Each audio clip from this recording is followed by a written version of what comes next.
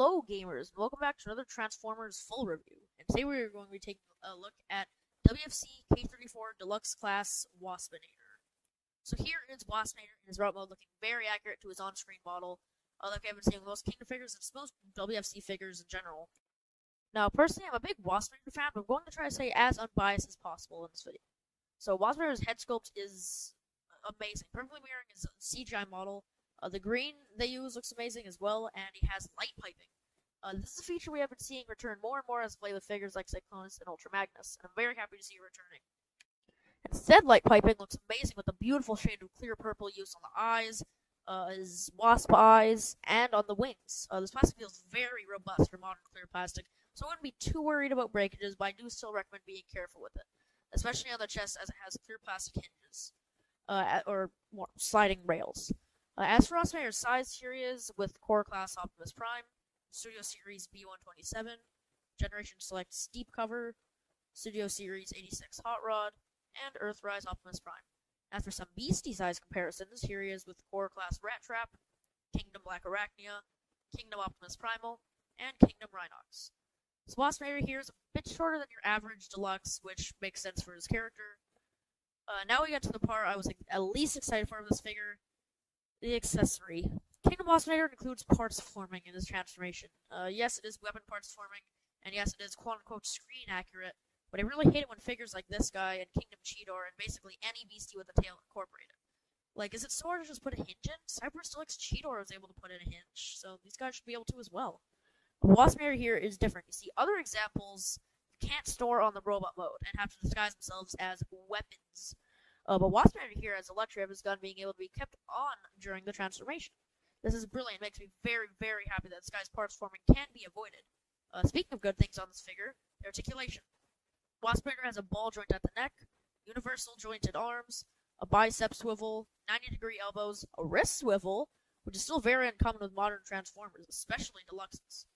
He has a waist swivel, where it looks like they wouldn't be able to engineer one in, but they still did, which is nice. He has universally jointed hips. They get a bit blocked to the back, a thigh swivel, a 90-degree knee bend, ankle tilt, and a bit of forwards and backwards movement. So yeah, this guy's articulation is well above the standard for modern WFC figures, much less a Deluxe. Now this guy does have a few issues. They are small, but they are there.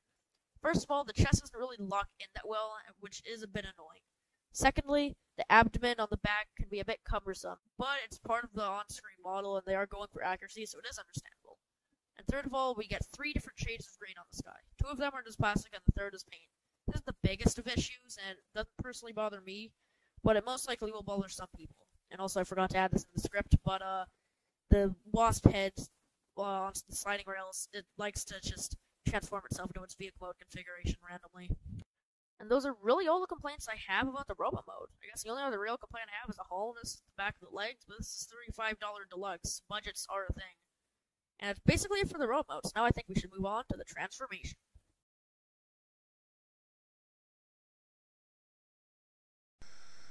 Now, as for Waspinator's transformation, it's actually quite fun. It's relatively complex, but at the same time it's still simple.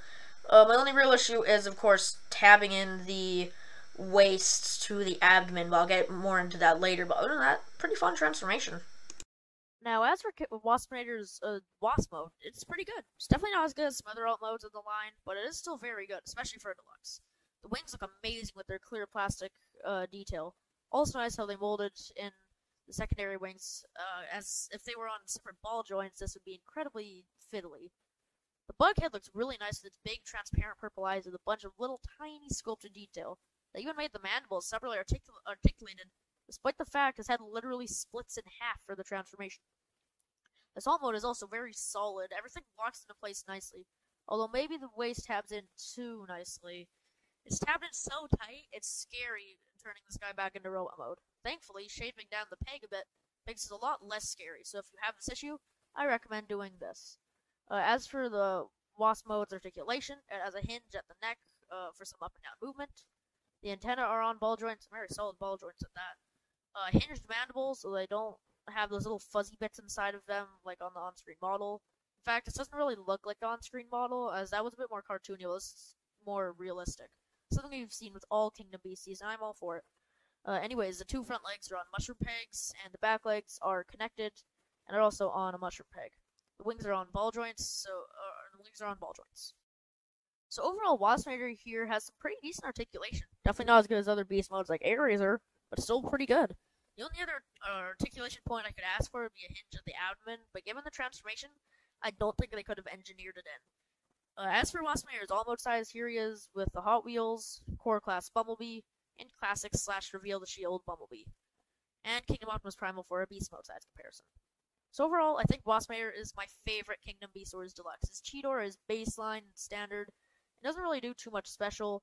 Air Razor has a really nice bird and robot mode, but that transformation is so boring, and tapping at the legs is a pain. Wingfinger is alright, but his joints are incredibly loose, and he likes to wobble around. And Black Arachne is actually pretty good, like I said in one of my past videos. Waspinator here ticks all the boxes for me. He has a solid robot mode with fantastic articulation, a nice, clever, and easy transformation that never gets boring, and a decent beast mode. As for his rating, I'm going to give him a 4 out of 5 stars. He's very good for a deluxe, and he's just plain fun. Anyways, that's it for my review of Kingdom Deluxe Waspinator. If you liked the video, then give it a thumbs up. If you didn't, then don't. And, yeah, bye.